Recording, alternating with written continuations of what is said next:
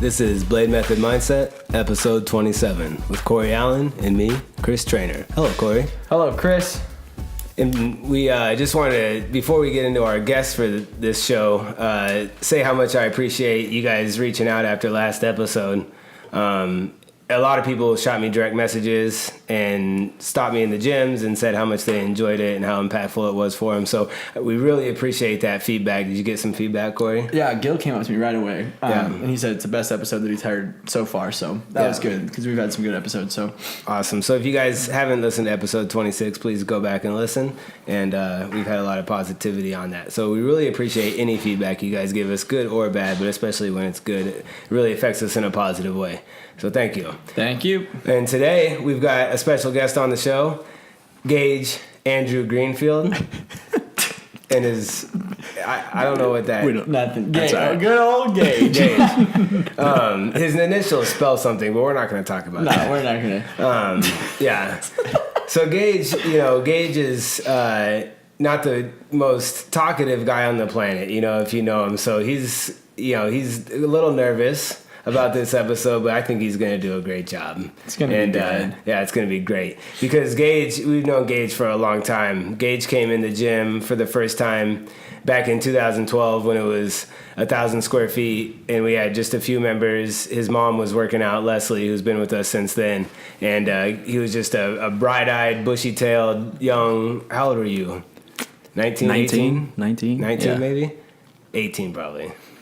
I think I had just turned 19. And you just got married. Yep. And came in the gym and was just a great kid, great personality, super likable. And at that time you were going off into the Navy, right? You'd already decided you were going to the Navy when you first came to Blade, right? Yeah, actually, when I came to Blade, I was back from boot camp. I was on leave from boot camp the first time I came to Blade. So you'd already joined. Yeah. Yep. So what was that process like? Like, you get married. Did you get married because you were going in the military? How long did you and Ashlyn date? We were dating 4 days. No, I'm just kidding. we met in high school. We didn't go to the same high school, but we met at church while we were in high school.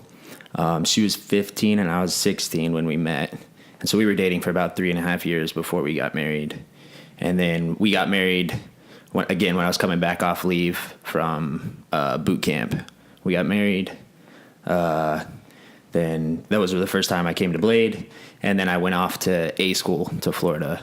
Yeah. For more training. In the Navy. Yeah. So what made you decide you wanted to get married at 18, 19 years old? I mean, that happened. Obviously, that was the norm for a couple thousand years, but ever since 1950, really. I mean, that's kind of the generation that through the 60s and 70s, people started getting married later and later. Like, you kind of broke the mold on that.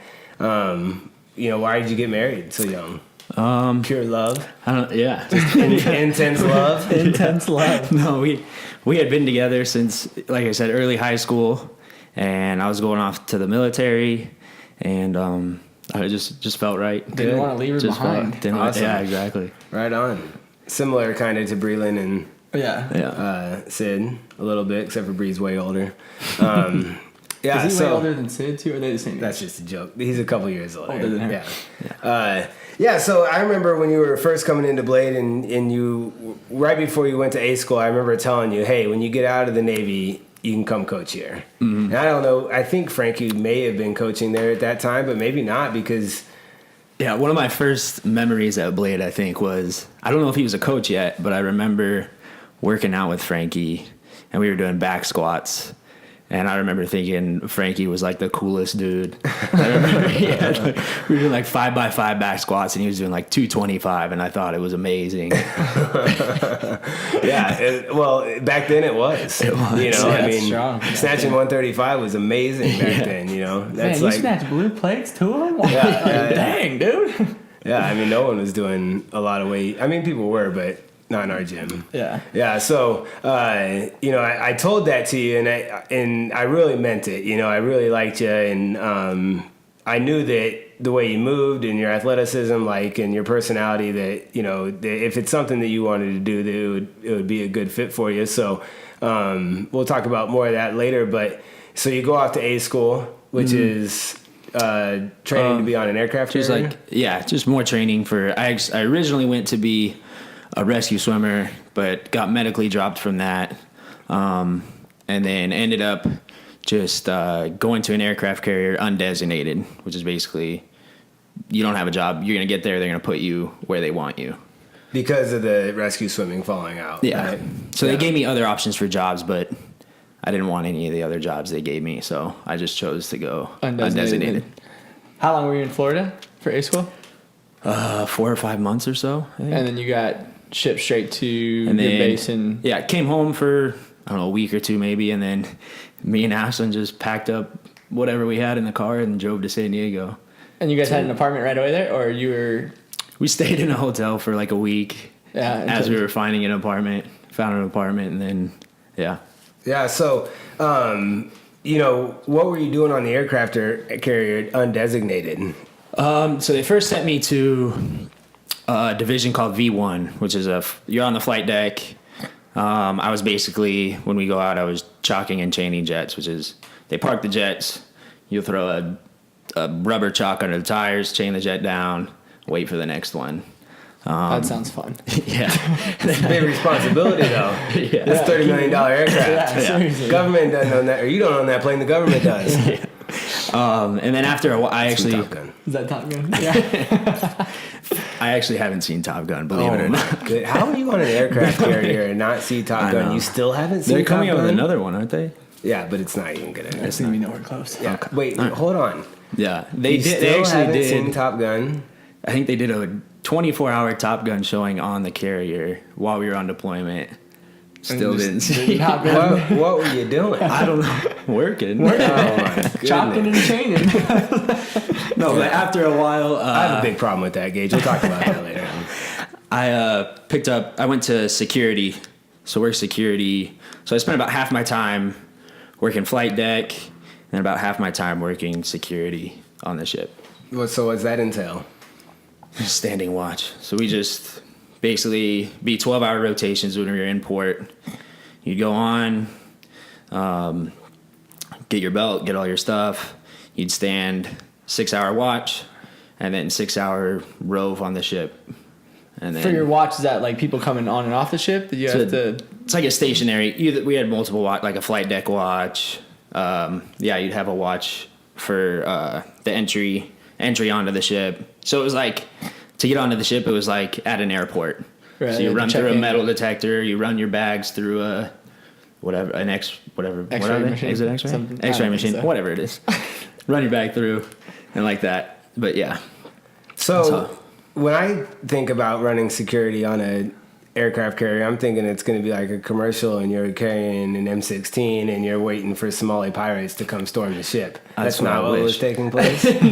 So we had a flight deck watch where I'd have an M16 up there, and you're watching for anything incoming, but nothing was ever. What did you say? Where were you guys when you were? So you did carry an M16 at one point Yeah. on your watch. Yeah. So the brow watches, you'd carry a 12 gauge, and then the flight deck watch you carry an M16.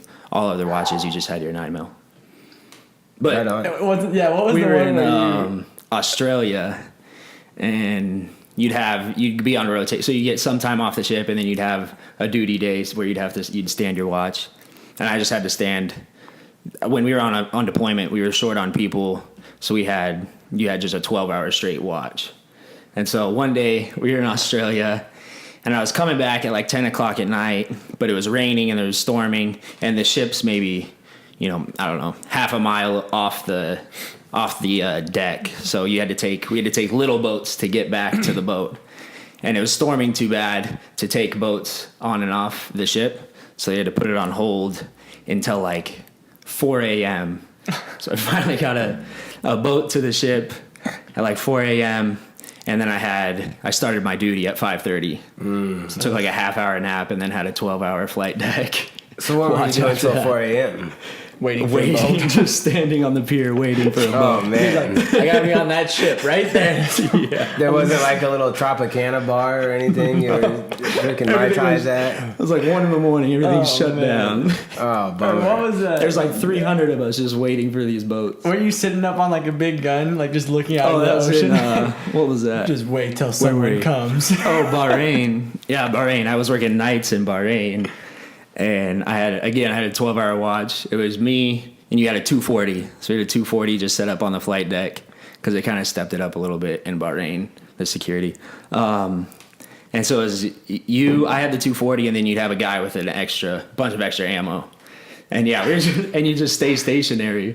But in my head, So I you're was, hoping for someone to come up on you. I'm like waiting for something to happen. Yeah. Gage is playing out Nothing the biggest scenarios in his head. They're gonna come from here, fly through this. Well, that's the thing is like, you know, I've talked about it before on the podcast. Like I read a ton of military books and listen to the podcast. And like, if you join the military with the intent of going to war, like you want to go to war and you want something to happen, you know? So when you're sitting on there with the 240, like you want to shoot the 240, you know? And like, obviously that might mean that someone's going to be shooting back at you, but sometimes that's better than Gage up from there. what I've read. Sorry about that. Sorry. Swore there was something out there. Saw a dolphin. Saw something. Yeah. I thought it was a submarine. So that's Australia, Bahrain. Where else did you?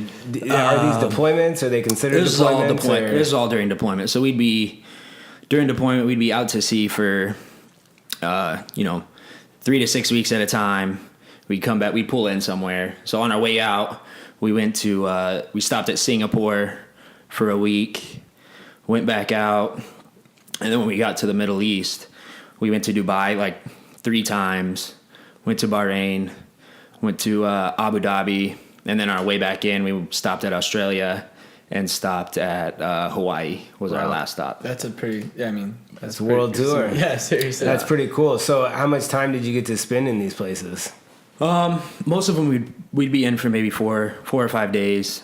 Australia, we got a full 7 days, which was nice because it was kind of at the end of deployment. They kind of gave us some extra days. But yeah, for the most part, it'd be 4 days, and you'd have a duty day, so you'd have 3 days to spend out in town. Nice. Just hanging out. That's great. You said Yeah. you didn't like the Navy. No, I'm just joking.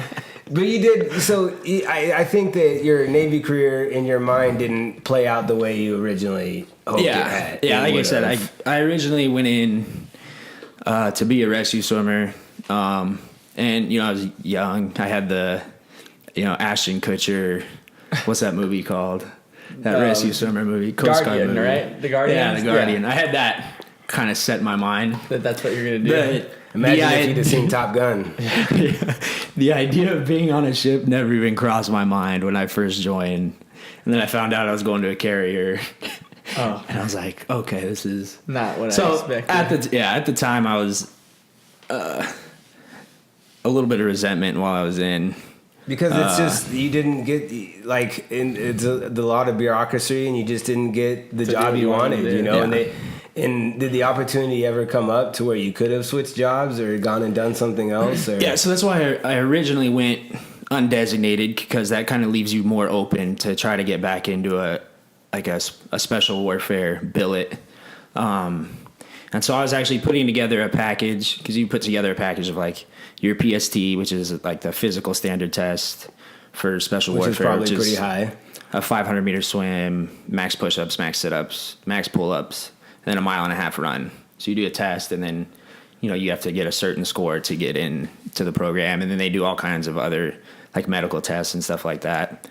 So I was going to try to get into SWIC is what I wanted to do. But I was putting all that together.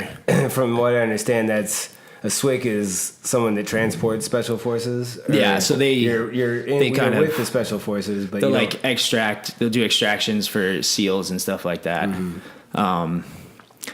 And I was putting that together, and I was just on deployment, and Ashlyn was pregnant.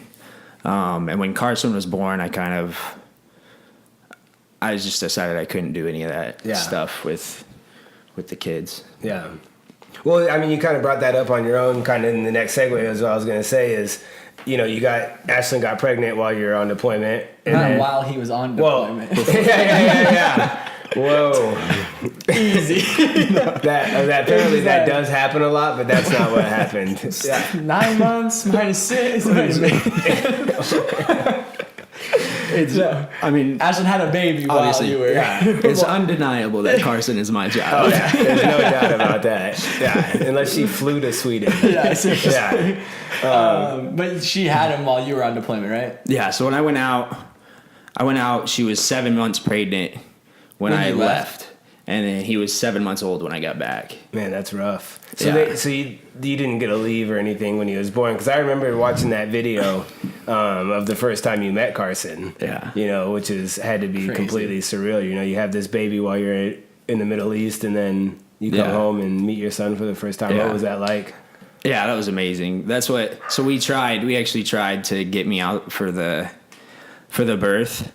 But they wouldn't let me off unless there was a potentially fatal situation for Ashlyn or the baby. So they wouldn't let you go back, which You usually don't know that until... which is probably a good thing, because had I gone back, I probably would have Found a reason not really to had a hard time leaving getting again. back Broke onto your the leg. boat. Yeah. Just break it. But yeah, coming back was amazing. They surprised me in Hawaii. That was So surreal. Carson was in Hawaii when you got Yeah. there? Oh, wow. Oh, yeah, I didn't know that. I knew my dad and my brother were coming, but Ashlyn and Carson, I didn't know they were going to be there. Yeah. Oh, that's awesome. Yeah. So did you get like a phone? Like, did she get to call you? Like, hey, I'm heading into the hospital, or like, how No, was like the just, contact? You had a computer room on the ship. So it's an aircraft carrier. So we had a gigantic ship. And we had a computer room. And it was maybe like, I don't know where we were. It was maybe like midnight, 1 a.m. or so.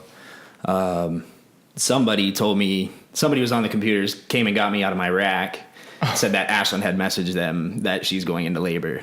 So after that, we got like little payphones on the ship. I called, and she was like getting ready to go into labor. So I just called her and then talked to, I don't remember who I talked to. I don't know if I talked to her or somebody else. And then just waited, I guess. And then she sent me some pictures on Facebook. Oh, jeez. Wow. So weird. Yeah, to think that's of, crazy. Like, just sitting there like, oh, well, maybe she's having it right now. Or like, how long is it going to last? Like, So Yeah, that love you hear about, like, of having your child, did that happen while you were on the ship, or did it not take place until you met Carson for the first time when you got home? Was it a different type of love that you felt? No, for sure. When I saw him, it was like, yeah, you instantly, fall in love. But, I mean, when you meet him, it's, that much more. You get to hold him in your hands and all that stuff. Right on. Well, so, I mean, you mentioned briefly about, once you had Carson, you decided that the military, you didn't really need to pursue those special warfare type of situations. And I didn't mention at the beginning of the show, but you're a coach with Blade. So obviously having that job offer in the back of your mind, you're like, well, I'll just go coach at Blade. My life will be great. Yeah. No, but so, you end up, we'll skip it forward a little bit. So you end up getting out of the Navy in 2016. Mm-hmm. Right? Yep. June of 2016. Yep. So did your time, served the country, which is great. And I know you've said in the past, like to your mom and I have talked about it because your mom cuts my hair and she has, and we talk about you all the time. And she said that, you didn't feel like you served, or you didn't feel like you did what you set out to do. And for someone that wishes they would have served, that's past that point in their life, you did serve, and you served the country, and you did what the country asked you to do for that time, and you went overseas and you put the time in. So everyone's just as grateful for you as, the guys that were flying the jets on the plane and going out on missions. So I hope you know that, and you can carry that for the rest of your life, that, you did an important job for when you did it, and we're proud of you for that. So Thanks. for sure. So you come back and you get to Blade and you just start working out. Mm-hmm. Yep. I think we just working out for the first, kind of Were you doing You were in better readjusting. shape in 2012. No. But you were doing CrossFit in San Diego, right? Yeah, I kind of the gym I went to in San Diego, I would kind of just go in and do my own thing. They weren't super like into like having classes, and it was a gigantic gym. They had like 2 separate parts of the gym. You could come over here and do the class, and then you come over here and do whatever you wanted if you wanted to. Like we had guys doing powerlifting in there and kind of just doing their own thing. So I'd kind of go in there and do my own thing, and I would just kind of program to what I liked to do. Sounds about right. Like deadlifting and power Yeah, cleans. that's why his deadlift power clean's so good. Did you get to work out on the ship a lot or no? So the ship, we had a gym, we had a couple gyms, maybe the size of this room. And you got 6,000 people on the boat. And so the gym's just crammed unless you go at 2:30 in the morning, which I worked nights for like 6 months out of our 10-month deployment. So that actually worked out fine for me. But you couldn't get a great workout in on a boat in the middle of the ocean. Did you guys have like bumpers and No. We had metal plates. So if I wanted to do power cleans, hit my don't clean, drop 'em. gently bring them down to the floor.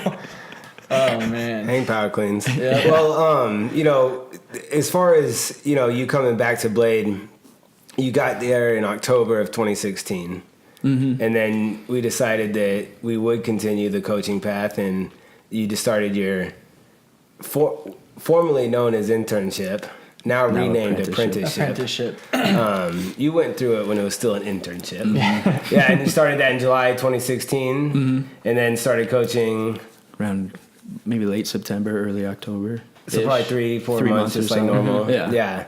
And that's, just like everyone, it Blade, all of our coaches, it's a process and a journey, and you become better and better, and you pick up skills. And I'd say one of the hardest things for you is probably speaking in front of people, for a long time, which for some people that's pretty common, speaking in front of people. But,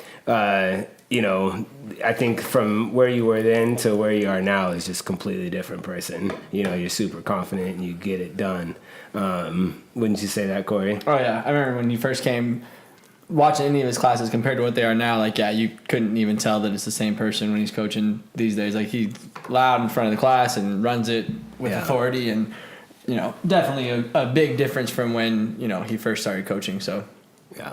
at least from what I saw, and he coaches kids class and has more patience than any human being alive to have all those kids running around in kids so that's the class. thing is like, well, I was gonna get into Rowan, that you've had another baby last year, your second son, who is no doubt 100% yours again. Not that we would ever have to question that, but they, these babies are like little. If you've seen Children of the Corn, they're like, oh gosh, I hope Ashlyn doesn't take offense to that, but they're just blonde hair, blue eye, like Just like spitting image of Gage, both of them. SPF 50 every day out in the sun. So you had Rowan, and in that time, you kind of Taro's kind of leading you into taking over the CrossFit Kids program, and she kind of mentors you and coaches you up on that and how that program goes, and you've just done a great job coaching those kids because, like Corey said, you are super patient and great with those kids. Is that something that you find like a calling and that you enjoy as coaching? Yeah, I love doing it. When I first started doing it, I was nervous because I hadn't done any programming or anything like that before. So I was nervous mostly for like the kids who are in sports. I was nervous that maybe my programming wasn't gonna help them out in the sports or whatever. And then Eric Schwartz actually came to me one day because at the time Jack does teens class now, but he was doing CrossFit Kids, and I think they had done like a field day or something at school. And he had said Jack was super excited because they did broad jump and he crushed it, and 40-yard dash, and he was crushing it and getting way better. And so that really encouraged me because that's all I wanted to do was I want to help the kids. Isn't that huge when someone comes up and gives you a direct feedback on something that you've been doing has bettered their life, but also in this situation, his son's life Yeah. or in athletic career. That can be super motivating for you and help propel you forward. You know, when we had Bryant Westbrook on a couple of podcasts ago, I mentioned to him one little comment he made when I was 24, 25 years old, and you know, helped give me confidence for future, you know, in my career, giving me just a confidence boost. So it can be huge. Yeah. So that was awesome. Yeah. So yeah, it's good. I love the idea. I'm helping lead the kids to hopefully get them on a good path to lead a healthy lifestyle, active lifestyle. Well, you're going to be direct influence on their lives, you know, from the stuff that you're teaching them and how fun you make those classes and the exercises that you give them could change their lives for the rest of their life, you know, and that's, you're charged with a huge responsibility in that way. And a lot of people can look at that as, no, they're just coming in and working out, doing sprints and box jumps and burpees and doing the whole thing. And it's like, no, it's way more than that. On a deeper level, it's way more than that. Some of these kids could have been picked on at school or not be the smartest, or maybe they are way too smart and this is the only athletic thing that they get to do. And it's, you never know what the kid's going through, and the CrossFit Kids and what you're doing for them could change their lives, you know, and send them on a path that maybe they weren't going to go on had they never met you or come into your class. So, you know, thinking about that every time you go into the gym is got to be motivating for you. Yeah, for sure. Yeah, and you're good at it. You're really good at it. It takes a lot to manage that many little minds and attention spans and all that stuff. And I think that even though you're young still, you're 27 now, 26? 25. I'll be 26 next month. Oh my He's a God. Or no, Yeah. June. Not Yeah. even. 26. But he's got 2 kids. I mean, Yeah, but that's what I was just going to say is like, yeah, you're super young, but you have 2 young children that, you know, obviously, you know, He's had some Corey's practice. 30. Yeah, but- I'm 29. But I assisted. Like I had to help Gage with one of those classes one time. I assisted him. He's like, "All right, man, you just take this half, and I'm gonna take this half, and this is what you're gonna do." And I was like, I was like, "I need help, dude." They're none of them are listening. They're running all over the place. I was like, "How do you handle this? What do you do?" Carson's probably the most difficult to coach sometimes. Carson, Because he knows, like, dad, in his head, like, dad can't make me. Yeah, like, he's dad, like, "What, Dad? What are you? Come on, help me What are you out supposed here." to do here?" And I feel bad. I have to, like, ride that line between like, you got to do your burpees, and I'm your dad. I don't want to be that dad that's driving him into the ground and like forcing him out of the sport or out of CrossFit. Do all your reps. Yeah. So it's hard because I'll be like, dude, just give me 2 burpees, but he'll be bawling like, I don't want to do the burpees. Yeah, that's got to be tough. I can't wait to have those situations, be presented with those situations with my kids.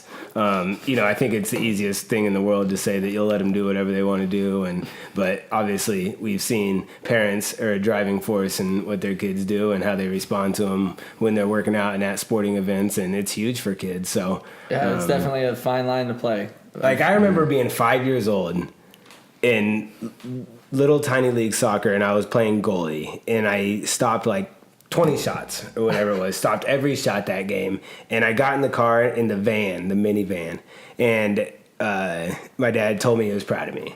Yeah. From 5 years old, I vividly remember it, like where we were when that happened, you know, and that's a huge thing, you know, because he didn't say he was proud of me and I got 30 scored on me. Yeah. You know, he wasn't lying to me. Like, I knew I did a good job and he confirmed it, you know, and so I think that's important. Like, if they don't do a good job, you got to tell them, hey, you didn't do a good job. Yeah. You know, like, My dad's and really good at that. if you did do a good job, let them know that part. they did a good job. you No, know? all of us, but I'm really good at Yeah. that for you too. I threw my bat one time, like in a real young little league. After like striking out, I threw my bat, and then I went out to right field to go play. And I see my dad walking out towards the right field fence. I'm like, I wonder where he's going. And he keeps walking out straight to the fence, and I'm like, he's getting kind of close over here. And he's like, hey, come here. I was like, I'm playing here. I can't walk away from the game. He's like, now. I was like, I hope they don't hit a ball out here because I'm not going to catch it. And I walked over the fence and got reamed. He's like, you do not throw your bat ever. Yeah. ever. And I was like, I gotta get back onto the field. Please stop yelling at me in front of all these people. But I didn't throw my bat anymore. That was a big, like, he was really big on don't be a poor sport. Like, that was his biggest thing. Yeah. Yeah. Which is great, you know. I mean, Yeah, and then you see, that's like, amazing. we got to high school ball, and, like, you see the kids that still throw their bats, and you're like, no one ever told that kid anything ever, and, like, that's Yeah. why they are acting like that. And you didn't like those kids, so. exactly. You know, that's something I'm really looking forward to. And parents that are listening to this that have kids out there, I'm sure they're doing their best job. But, you know, I think that someone that was a kid and an athlete and did sports all growing up, like, it was when I didn't do good, I didn't want to be told I did good. I just wanted to be hugged and said, hey, I love you. We'll get them next time. And be supportive, but don't lie to me. And then, you know, if I do good, I want to be told I did good. Yeah. You know, and if I was a chump or an a-hole, I didn't want to be told about it. I still do those things. You know, obviously I can recognize it now, but, you know, at the same time, it's good to have someone that can let you know about it. So, yeah, not that you're not doing that, Gage, but, you know, I think that Carson, you know, sometimes just maybe knows that you're his dad, and if you had someone else there that could tell Carson to do the burpees, Yeah. it wouldn't be such a pushback, right? Oh, yeah, for sure. For sure. Yeah, cool. All right. Well, that's, you know, your coaching. And so what I want to kind of get into now is we go forward and wrap this up is your moving towards a new career. Not that you're not going to be a coach anymore, but you've had kind of a calling, you know, Yeah. and it kind of goes back to the service of the military is you want to be a police officer, Yeah. which I think is awesome. And you've recently taken the test, we the took brain the- test, not the the written physical test. test, right? Yeah. Yeah, and that went great. Passed the written test. So what kind of, just lead us in your mindset, kind of how this developed. And I think that something, again, your mom told me about what you said to her really was really cool when she told me. Maybe you'll tell about that. But what was the what was the calling, and what led you to do this? I mean, ever since I got out of the Navy, I mean, for a while, I kind of, in the getting out of the Navy, I was kind of like, you know, I'll never do a job like that again or whatever. But then after a few months, I get out, I started to appreciate my time in the Navy and, you know, what I learned through the Navy and everything. And then I still have kind of that in the back of your mind, you know, that you want to serve and do something. And so I've been kind of thinking through ideas or what I'm going to do. What should I do? What does God want me to do? You know, what's going to be good for my family? And I kind of just started leaning towards looking into being a cop. And I think it's just a great way to serve. And then I can still be here for my family, you know, on a day-to-day basis. Yeah. Yeah. Awesome. But so what I was going to say is your mom told me one time that when you were still first going down this path that you told her, Mom, there's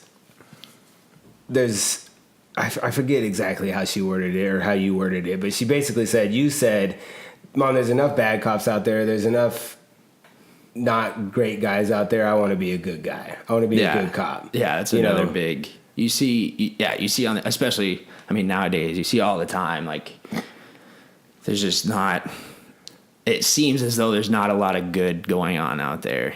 Even though there is. 99% of cops are great human beings. No, and do the I'm right not saying thing. that by any means. Yeah. For sure. I know. I'm just going to go off on a Yeah. tangent, about liberal media. No, but I agree 100%. Yeah. But yeah, and I just want to go out and do good and do what I can. I feel you actually, that book about Adam Brown, Fearless. Yeah. I read a part of that book when I was going through this whole process, and, you know, he's on another level. He's talking about this specific part of the book, he's talking about going on the mission to take out Osama bin Laden, which is obviously next level amazing. But he said he was an evil force, and he felt an obligation to go out and serve and, you know, kind of go against that And that really, like reading that really spoke to me. Like you have this, if you have the drive inside, it's there. You kind of, you're physically capable. You're mentally there. I have this obligation to go out. Yeah. And I completely get it, dude. I feel that exact same way, you know, and, but starting the gym at 27 years old and, you know, like being just so into that, and then finally like kind of realizing that, you know, that I had the skills, I had the physical skills, I had the drive, the ability, like, you know, it constantly pulls on me. So I 100% get it. I 100% support it and feel that it's a great thing and you're going to do a great job at it. And Corey's going to be really upset when you're not. I'm gonna be so sad When you're not when one of the Blade boys gets out, and you know, and that's one of my favorite things about you guys and Anthony is like how good of friends you are, and you guys working out together, and the aforementioned Blade boys, like who named that? Nancy. Did she get those shirts? Yeah, she got the shirt. You know, and you guys competed at Granite Games, and like that's, you know, for me, you know, watching you guys that's super rewarding just to see the friendship there, and I hope that when you do. You know, get on the police force whenever that happens, that, you know, you do continue to pick up some classes at Blade and be a part of the community. You know, most cops have second jobs anyways, or do what they can, do overtime. Sure. So I just hope your overtime is at Blade in some capacity. And obviously that's down the road, but we ain't gonna let him leave. So yeah, I mean, and you go through supreme fit, you know, you get really fit sometimes and then you get unfit, you know, so we don't want to see what happens if you completely stop. Yeah. No. You know, Gage goes from being the fittest human to just not being able to run a 400 pretty fast. Or drinking chocolate milk before open workouts. Or strawberry milk before open workouts. And taking your shoes off. Chomping down an entire Chipotle bowl in the stands of the Granite Games like 17 minutes before we have to go work out. I cannot eat with an empty. I mean, I can't work out with an empty stomach. What are you doing up there? He's like, bro, I gotta eat something, man. I'm like, yeah, like a bar, you know, some fruit, something. He's just smashing this like mashed, packed Chipotle bowl, burrito bowl. I was like, oh, you're gonna die when we get out there. Yeah. Oh man. He probably learned that from Frankie too. Yeah, Smashing the Chipotle before workouts. Before he would work out. But like fasting, you know, that's. Like I never thought I could work out completely empty, but you just learn. You do, yeah. You know, and yeah. So I'm on a short schedule today, just because I got to get back to the gym, and you guys probably do too. Yeah. Buddy. So I hate to cut it short, but I think we got out all the information that we wanted to get out, right? Yeah. Anything else you got to say, Gage? Don't force him to come up with it on his own. What about you, Corey? What you got going on? Training, qualified for CanWest Games, so first individual competition. So I'll be. Which apparently Gage did too, but we don't know what he's gonna do. Yeah, Gage got an invite. Yeah, I got an invite yesterday, but looking into the teams, see how that plays out, and then we'll go from there. I don't think you have that kind of time. Yeah. Well, I have till tell you? Well, I have till Thursday to decide. Thursday? Yeah. They gave me like 16 hours. They're like, because he's on the second wave of invites. Yeah. Congratulations, you qualified men's league division. Here's your registration fee. Here we go, Pat. Coming in tomorrow. I was like, hey, I was like, oh, all right. Well, guess that was short lived. Thanks, guys. But yeah, so excited about that. Going to be moving Julia across the country at the end of the month. Well, the end of next month. So that'll be not the greatest time, but we'll have a fun ride out of it and make it a good time there. But yeah, that's what we got going on. So Gage, how long did it take you to read that Fearless book? Because I gave Gage the Fearless book and I gave you the 7 Habits at the same time. Yeah, how long did it take? He probably read it. I haven't finished it yet. Oh my frick! So no, I was on top of it. I was reading going to a finish lot. this book way faster than And you. then I get caught up in school. I need to squeeze. I read earlier today. I usually read before my classes, in between classes is when I was reading. I was going to ask about you trying to finish that book. No, I got it. Hey guys, you got a quick question about this mobility? Nope, class is over. I got to read. Leave me be. I mean, Fearless is one of my favorite books I've ever read. No, yeah, I read it it's twice, great. and I'm probably going to read it again this year. You know, like it's one of those books that I mean. I just need to find a routine. To be honest, this is the first book I've probably read in like 5 years. So I just need to find that routine. I bought a couple more books. I'm trying to read more. Just need to find that routine, stick to it. Yeah, it's tough. Did you finish 7 Habits? Yeah, we talked about it. Okay, I don't know. I don't think we ever talked about you finishing it, but We did, because people talked to me. They're like, "You finally finished in the gym." Everyone in the gym, "You finally finished, huh?" All right. Oh, Well, thanks, I knew guys. you were listening Appreciate to it, it. so Yeah. Gage, don't resort to listening to it on audio. Yeah, just finish you gotta reading finish it. I mean, you gotta know what happens at the end. Oh yeah, no, Dude. I'm getting back into it. Yeah. I gotta read it. What about you? Yeah. What do you got going on? Anything coming up I don't know. besides having a baby? Yeah.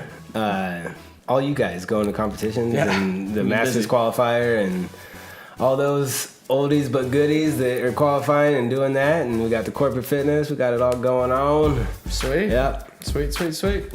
Yeah. All right then. All right, guys. Thanks for listening. You can catch us on iTunes, SoundCloud. Watch us on YouTube on the CrossFit Blade YouTube channel. And we really appreciate you listening and giving all the feedback that you do. We'll see you next time. Get ready for the shirts. See you later.